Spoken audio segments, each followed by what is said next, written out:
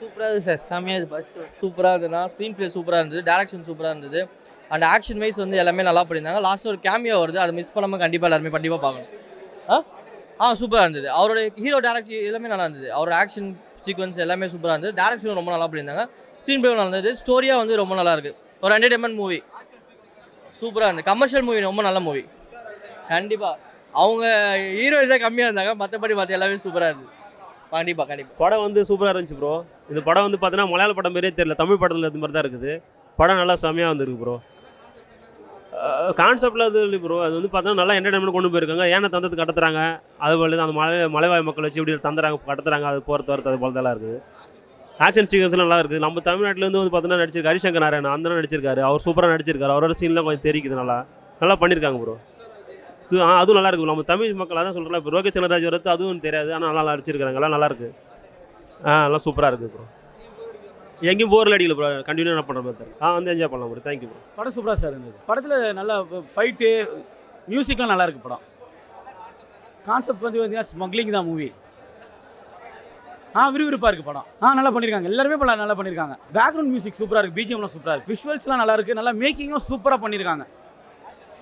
ஆக்ஷன்ஸ்லாம் சூப்பராக தான் இருக்குது. பார்க்கலாம் மூவி பார்க்கலாம். பார்ட் 2 லீடு கொடுத்துருக்காங்க. லோகேஷ் கனகராஜ் பண்ணியிருக்காரு. அவ்வளோதான். படம் ரொம்ப நல்லா இருந்தது.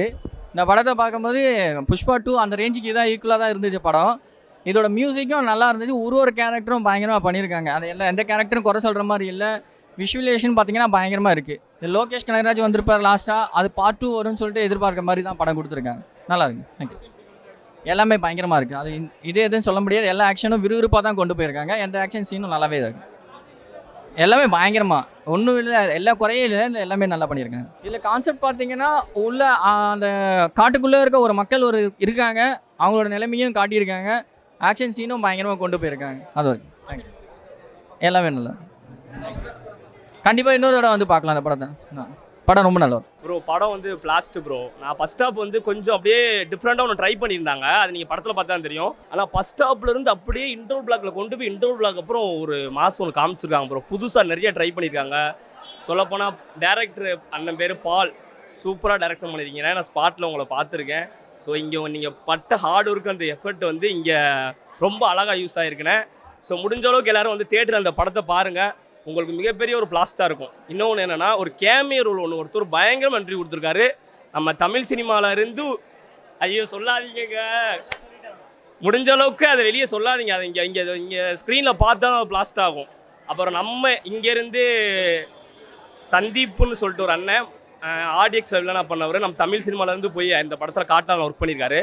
அப்புறம் ஹரின்னு ஒரு அண்ணன், நீங்கள் சிறையில் பார்த்துருப்பீங்க. சிறையில் பார்த்த ஒரு அண்ணன் இங்கேருந்து அங்கே போய் பிளாஸ்ட் பண்ணியிருக்காரு. ஸோ நம்ம தமிழ் சினிமாலேருந்து நிறையா பேர் இங்கே போய் பயங்கரமாக நடிச்சிருக்காங்க. பிஜிஎம் வேறு லெவலில் ஒர்க் அவுட் பண்ணியிருக்காரு. டிஓபி, டெக்னீஷியன், காஸ்டியூமரு எல்லோரும் பிளாஸ்ட்டு. முக்கியமாக டேரக்டரு, கோ டைரக்டரு, அசிஸ்டன்ட் டைரக்டரு எல்லாருமே ரொம்ப ஹார்ட் ஒர்க் பண்ணாங்க. நம்ம ஸ்க்ரீனில் பார்க்கும்போது அந்த சீனெல்லாம் ஆன்னு தெரியுது. பட் ஆனால் இங்கே ரொம்ப எஃபர்ட் போட்டாங்க. நீங்கள் போட்ட எஃபர்ட்டுக்கு இது கண்டிப்பாக ஒரு பயனாக இருக்குன்னு எல்லாருக்கும் கங்க்ராச்சுலேஷன் ப்ரோ. அதான் ப்ரோ, ஆக்ஷன் எப்படி இருந்துச்சுன்னா, நம்ம படத்துக்குள்ளே தான் ஆக்ஷன் பார்த்துருக்கோம். ஆனால் ஆக்ஷனே படமாக இருக்குது ப்ரோ. ஃபுல்லாக படத்துக்குள்ளே ஆக்ஷன் பார்த்துருக்கோம். இது ஆக்ஷனுக்குள்ளே படமாக இருக்குது. ஃபுல்லாக பிளாஸ்ட்டு ப்ரோ. போர்னு அடிக்கல. ஒரு ட்ரை ப்ரோ. ஃபஸ்ட் ஹாஃப் ஃபுல்லாக ரொம்ப பிஜிஎம் இருக்கும். செகண்ட் ஹாஃபில் எதுக்கு அங்கேருந்து கொண்டு வந்தோன்னு ஒன்று இருக்குது. இன்ட்ரோ பிளாக்கு அப்புறம், அதுக்கப்புறம் இன்ட்ரோ பிளாக் அப்புறம் எமோஷனல் சீன் ஒர்க் அவுட் ஆகுது.